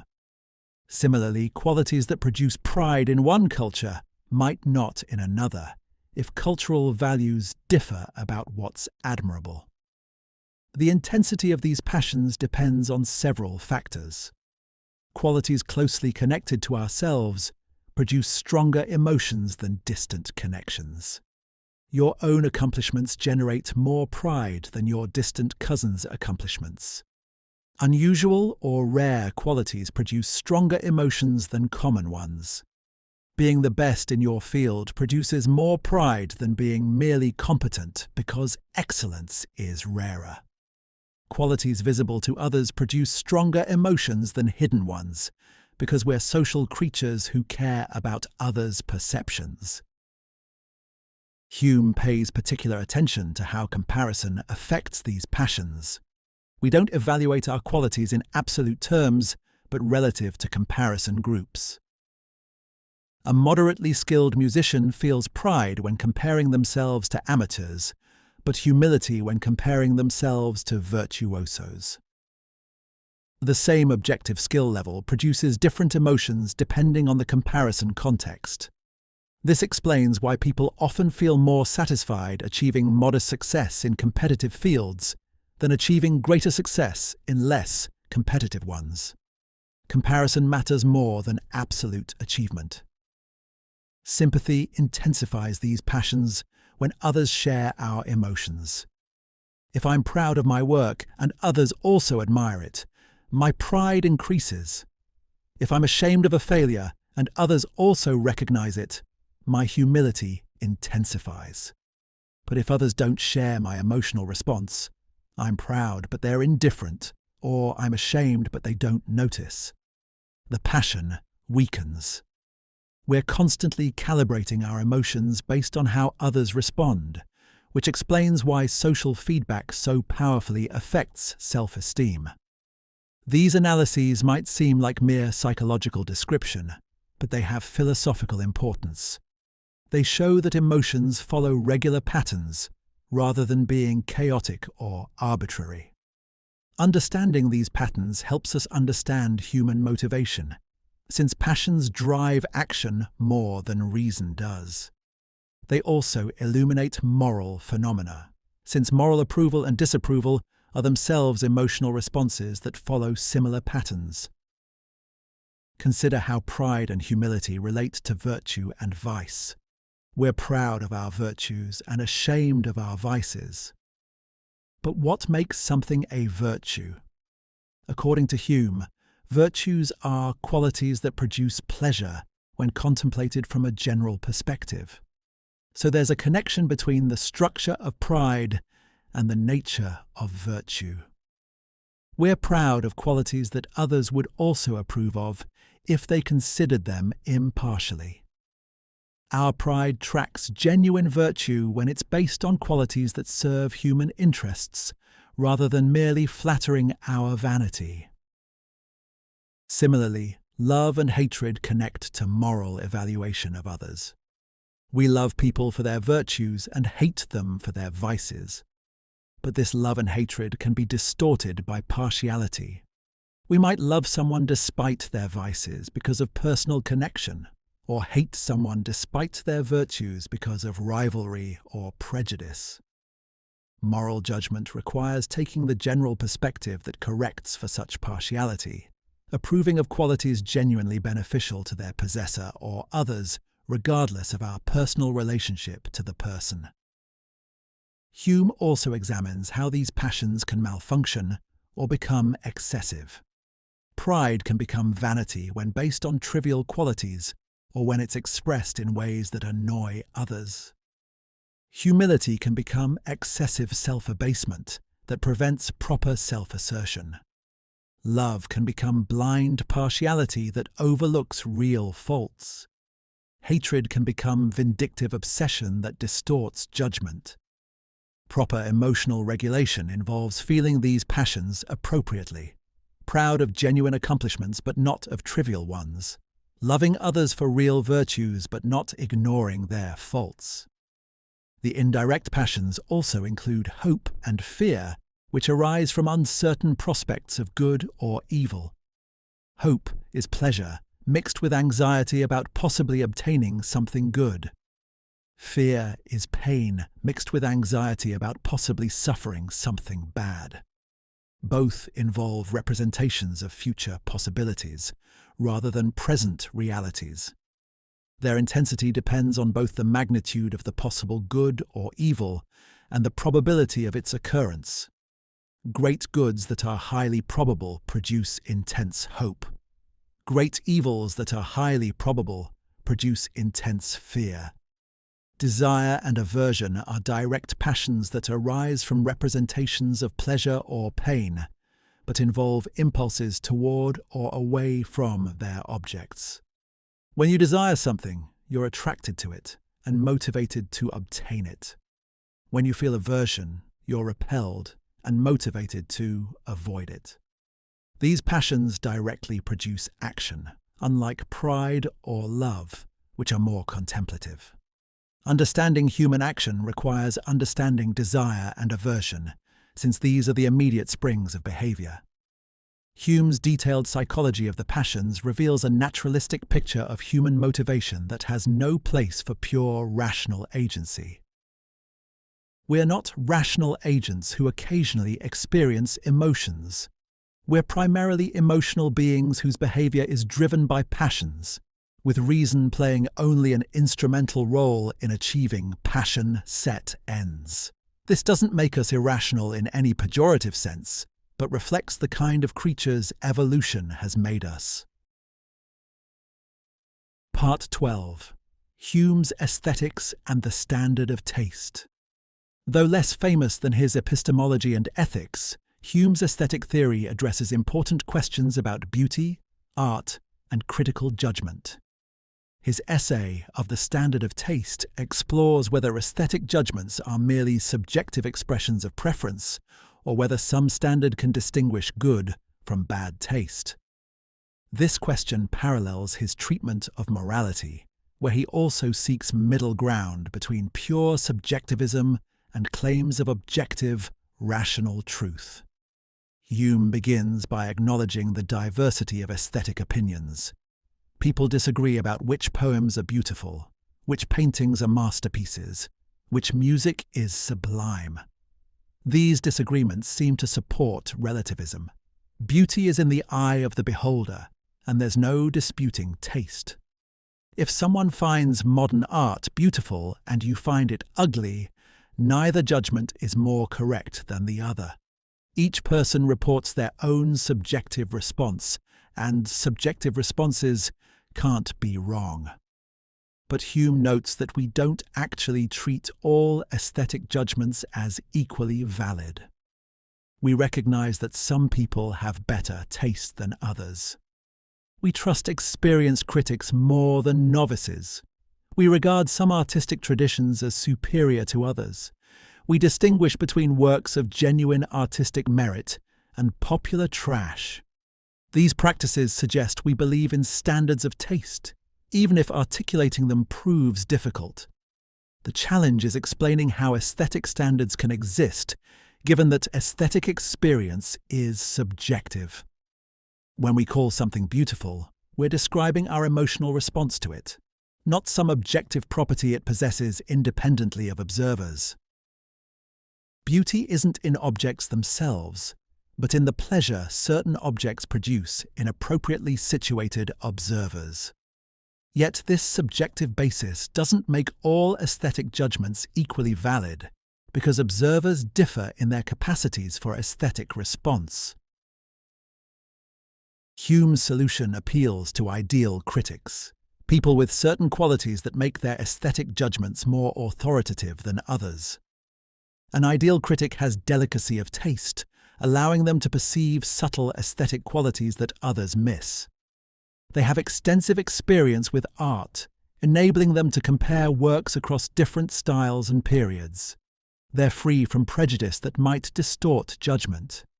They have good sense or sound understanding that helps them grasp what artists are attempting, and they're capable of taking the appropriate perspective for judging works, neither too close nor too distant. These qualities can be developed through practice and education. Someone might have natural sensitivity but lack experience, making their judgments immature. Another might have extensive knowledge but lack natural sensitivity, making their judgments pedantic. The ideal critic combines natural capacity with developed skill through long exposure to excellent art and careful attention to aesthetic qualities. When ideal critics agree about a work's aesthetic value, their agreement establishes a standard of taste. Not that their agreement makes the work good, rather, their agreement reveals the work's genuine aesthetic qualities. The work possesses features that, when perceived by appropriately qualified observers, produce pleasure. These features exist independently of any particular observer, even though their aesthetic significance consists in their power to please certain kinds of observers. This account parallels Hume's moral theory. Moral judgments express sentiments of approval or disapproval, not perceptions of objective moral facts. But moral sentiments arise from universal features of human nature, and we evaluate character traits from a general perspective that corrects for personal bias. Similarly, aesthetic judgments express subjective responses, but these responses are shaped by features of objects that affect all appropriately qualified observers similarly. Aesthetic standards emerge from regularities in how certain features affect human sensibility. Hume acknowledges that perfect agreement among ideal critics is rare. People's aesthetic responses are influenced by their cultural backgrounds, personal histories, and individual temperaments. Someone raised on classical music might not appreciate jazz even after extensive exposure. Someone from one culture might not understand the aesthetic significance of another culture's art forms. These differences don't necessarily reflect defects in taste, but genuine variations in aesthetic sensibility. Yet Hume believes significant agreement is possible, and that this agreement provides real aesthetic standards. Across cultures and periods, certain works are widely recognized as masterpieces. Homer's epics, Shakespeare's plays, Bach's music receive praise from critics in diverse times and places. This convergence suggests these works possess genuine aesthetic excellence that transcends particular cultural contexts, even if appreciation requires appropriate background and cultivation. The implications extend beyond art to questions about living well. If some ways of organizing experience produce richer, more satisfying lives than others, and if people with developed capacities for living well tend to agree about what constitutes a good life, then we can identify standards for human flourishing without appealing to objective values existing independently of human nature. This connects Hume's aesthetics to his ethics and his general philosophical project of understanding human nature empirically. Hume's aesthetic theory also reflects his epistemological modesty. He doesn't claim to prove that certain works are objectively beautiful, or that ideal critics infallibly identify excellence. He offers a naturalistic account of how aesthetic standards emerge from human practices of creating and evaluating art. These standards have authority not because they correspond to transcendent truths, but because they reflect regularities in human aesthetic response and the judgments of people whose taste has been refined through experience. Critics might object that Hume's theory is circular. Ideal critics are those whose judgments agree with acknowledged masterpieces, but masterpieces are identified by ideal critics' agreement. Hume could respond that the circle isn't vicious. We identify people as having good taste through their ability to appreciate works that produce especially rich aesthetic experiences. These same people then serve as guides for evaluating new works. The process is holistic rather than foundational, but nonetheless provides workable standards. Modern aesthetic theory has moved beyond Hume in various ways, questioning whether universal standards are possible or desirable, and attending more carefully to how power and ideology shape aesthetic judgment. But Hume's core insight remains valuable. Aesthetic judgments are subjective in being based on feeling rather than reason, yet they can nonetheless be better or worse, more or less cultivated, more or less reliable as guides to aesthetic value. Part 13. Economics, Commerce and Refinement. Hume's essays on economic topics reveal a thinker ahead of his time in understanding how commercial societies function. Writing before Adam Smith's Wealth of Nations, Hume articulated insights about trade, money, and economic development that influenced classical economics. His economic thought connects to his broader philosophical concerns about human nature, social progress, and the relationship between material prosperity and moral refinement. Hume challenges mercantilist thinking that dominated his era. Mercantilists believed national wealth consisted in accumulating gold and silver, that nations benefited from exporting more than they imported, and that trade was a zero-sum competition where one nation's gain required another's loss. Hume shows these views rest on confusions about money's nature and trade's benefits. Money, Hume argues, is merely a medium of exchange, not wealth itself. A nation's real wealth consists in its productive capacity, its people's skills, its natural resources, its capital goods, its technological knowledge. Accumulating monetary metals without increasing productive capacity doesn't make a nation richer in any meaningful sense. It simply raises prices as more money chases the same quantity of goods.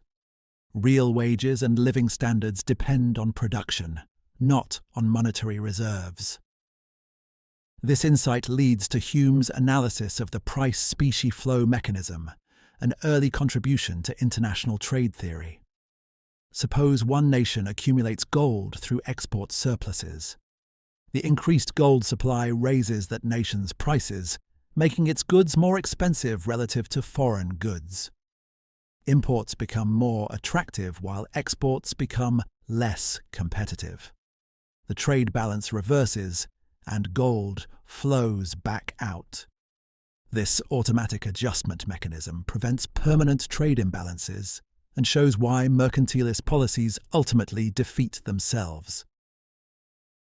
Trade benefits all participants by allowing specialization according to comparative advantage. Each nation produces what it makes most efficiently and trades for other goods. Even if one nation is more efficient at producing everything, mutual gains from trade remain possible if nations specialize in goods where their relative efficiency is greatest. This revolutionary insight, which Smith would develop further, shows trade as cooperative rather than competitive. Both parties gain from voluntary exchange. Hume also challenges mercantilist policies restricting trade to protect domestic industries. Such restrictions typically harm consumers by raising prices and reducing variety. They may protect specific industries, but only by taxing everyone else through higher costs. The protected industries might employ more people, but those people could work more productively in sectors where the nation has genuine advantages. Protection creates inefficiency, reducing overall prosperity even if benefiting particular groups. Free trade promotes not just material prosperity, but moral and cultural refinement. Commercial societies develop qualities like industry, prudence, and honesty because commercial success requires them. Merchants must be reliable to maintain reputations. Workers must be disciplined to produce quality goods. Consumers must be prudent to manage their resources. These commercial virtues spread throughout society, gradually replacing martial values and superstition with rational calculation and civil cooperation. Commerce also encourages peaceful international relations. Trading partners have interests in each other's prosperity and stability. War disrupts trade and destroys wealth, making it less attractive than peaceful commerce. Commercial societies thus tend toward peace, while warrior societies glorify our conflict. This doesn't mean commercial societies never fight wars, but commerce creates constituencies favoring peace and cooperation over conquest. Yet Hume recognizes that commercial development brings problems alongside benefits. Luxury and inequality increase in wealthy societies. Some people become enormously rich, while others remain poor. This inequality can breed resentment and social instability. Luxury can corrupt virtue, as people focus on material acquisition rather than excellence of character. Commercial society might produce comfort without greatness, prosperity without nobility. Hume doesn't fully resolve these tensions but acknowledges them honestly. He believes commercial society's benefits outweigh its costs, but he's not a simple champion of material progress. He values the refinement that prosperity enables, the arts, sciences, and culture that flourish when people have leisure and resources. But he worries that excessive luxury might undermine the very qualities that created prosperity, leading to decline and decadence. His essays on money reveal sophisticated understanding of monetary phenomena. He distinguishes between money's short-term and long-term effects. In the short term, increasing money supply can stimulate economic activity by encouraging spending and investment before prices fully adjust. This creates a temporary boom as the new money circulates. But in the long term, prices rise proportionally to money supply, and real economic conditions return to previous levels. Only changes in money supply affect real variables, not the absolute quantity of money. This analysis leads Hume to skepticism about monetary policy as a tool for promoting prosperity. Governments might be tempted to increase money supply to stimulate the economy, but this produces only temporary effects and risks inflation. Real economic growth requires increasing productive capacity through investment, innovation, and efficient resource allocation. Monetary manipulation cannot substitute for genuine economic development. Hume also examines public debt, expressing concern about governments financing expenditure through borrowing. Public debt transfers burdens from present to future generations and can grow unsustainably if not controlled. Heavy debt service crowds out productive expenditure and necessitates high taxes that discourage economic activity. While some borrowing might be justified for emergencies, chronic deficits threaten long-term prosperity. These warnings resonate today as many nations struggle with debt burdens. Interest rates, according to Hume, reflect the supply and demand for loanable funds, which in turn depend on the quantity of capital and the availability of profitable investment opportunities. Attempts to control interest rates through legislation are misguided. If legal rates are set below market rates, lenders will find ways around the law or simply won't lend. If set above market rates, the law has no effect. Better to let markets determine interest rates, which naturally adjust to balance saving and investment. Throughout his economic writings, Hume displays the same empirical, anti-dogmatic approach he brings to philosophy. He examines how economies actually function, rather than deducing policies from abstract principles. He recognizes complexity and unintended consequences, warning against confident predictions and ambitious reforms. He values free markets not from ideological commitment, but from observation that voluntary exchange typically produces better outcomes than coercive regulation. Part 14. Friendship, Social Life, and Human Flourishing. Beyond his formal philosophical writings, Hume's essays on social topics reveal his views about how to live well. Unlike ancient philosophers who prescribed austere virtue or religious thinkers who demanded otherworldly devotion, Hume advocates a sociable, moderate life centered on friendship, conversation, and cultivated pleasures. His ideal combines Epicurean enjoyment with active engagement in intellectual and social pursuits. Friendship occupies a central place in Hume's vision of the good life. Friends provide companionship, share our joys and sorrows, challenge our ideas, and help us develop our capacities. Through friendship, we extend ourselves beyond narrow self-interest, experiencing genuine concern for others' welfare. The pleasure of friendship comes not from selfish benefit, but from sympathy, sharing friends' emotions and taking satisfaction in their happiness. Good friendship requires certain virtues. Friends must be reliable, keeping confidences and fulfilling commitments. They must be honest, providing genuine rather than flattering feedback. They must be generous, willing to help when needed without constant calculation of returns. They must have good humour, making interactions pleasant rather than burdensome. And they must share enough interests and values to sustain ongoing engagement. But friendship also requires leisure and refinement. People struggling for survival lack time and energy for friendship. People without education or culture lack topics for interesting conversation. Commercial society's prosperity creates conditions for friendship by providing security and leisure.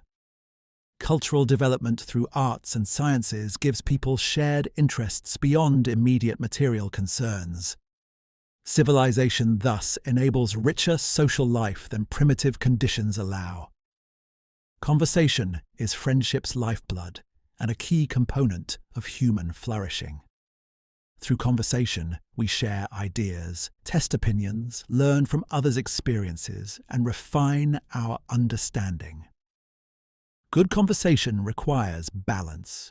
Not too serious, not too frivolous, not too formal, not too casual, not dominated by any individual, not so scattered that no coherent discussion develops.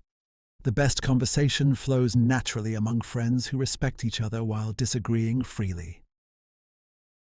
Hume values wit and humour in social life. The ability to see absurdities, tell amusing stories, and make clever observations makes people pleasant company and eases social friction. Humour helps us avoid taking ourselves too seriously and maintains perspective on life's difficulties. But wit must be good-natured rather than cruel.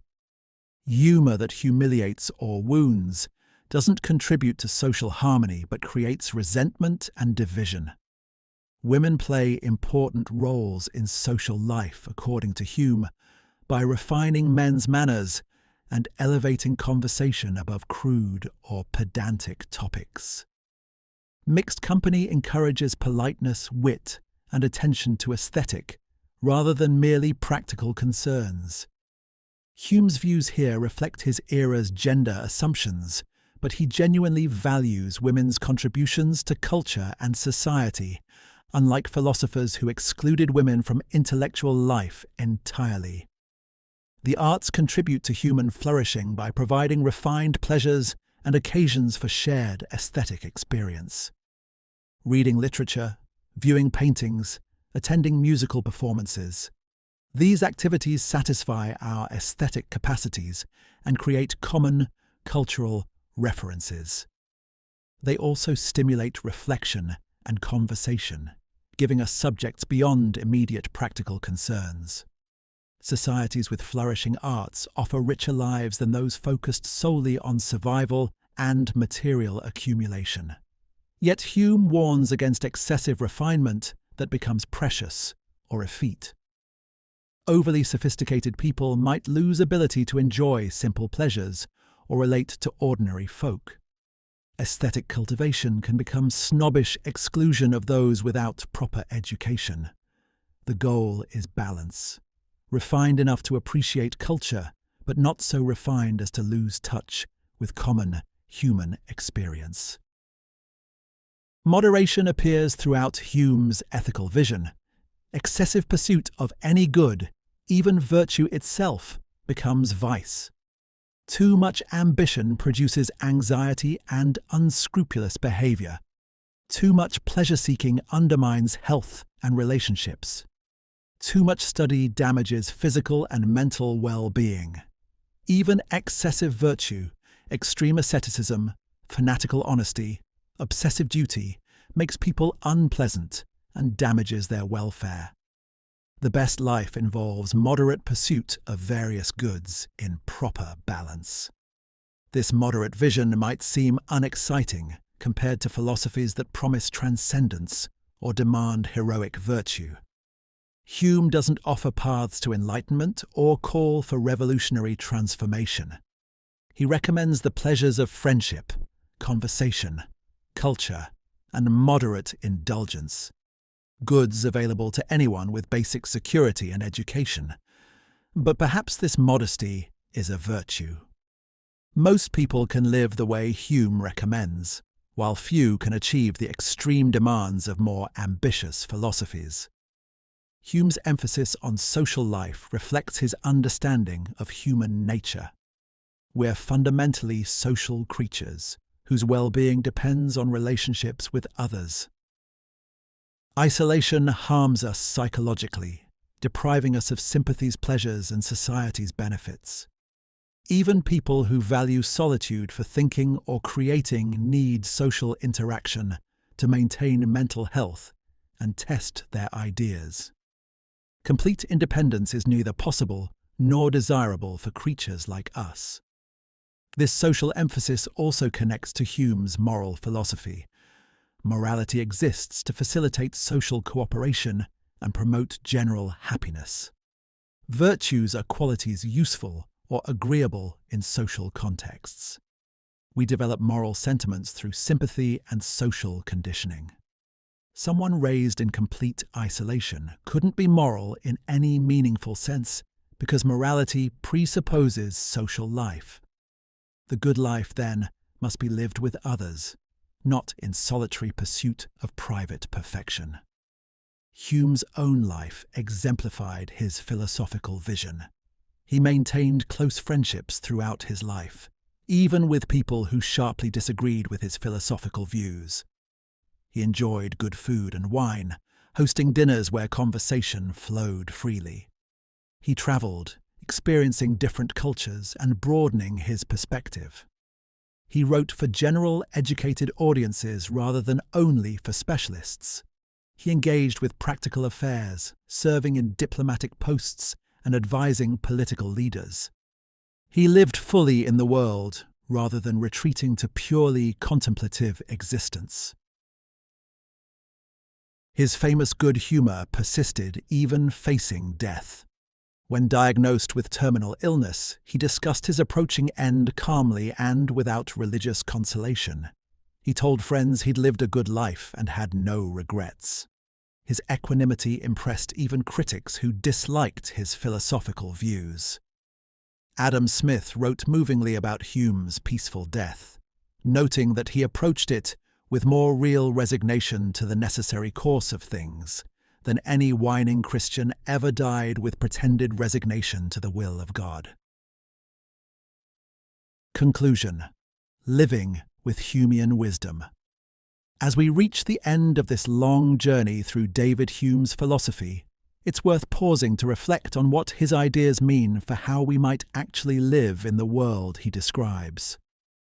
Hume doesn't offer the dramatic consolations of religious faith or inspiring calls to heroic virtue.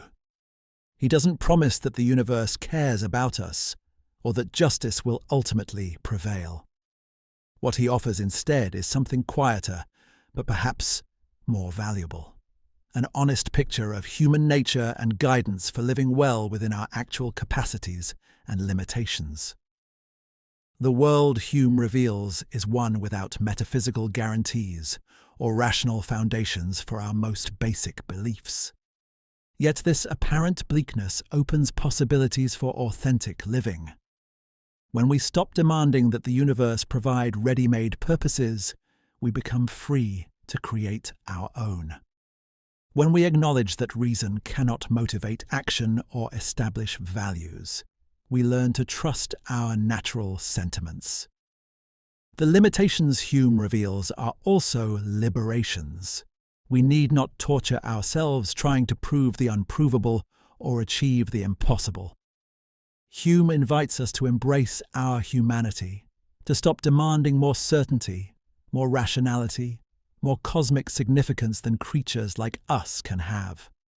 You live well within human limits rather than destroying yourself trying to transcend them.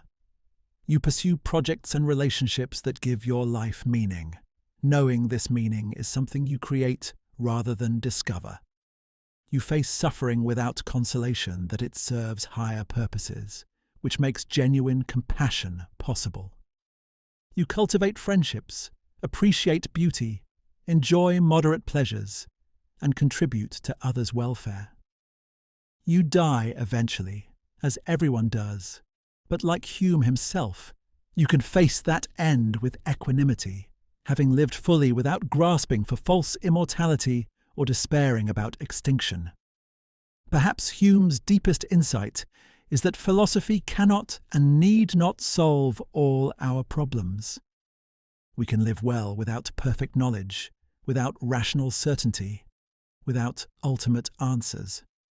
We can be moral without metaphysical foundations, purposeful without cosmic purposes, satisfied without permanent achievements.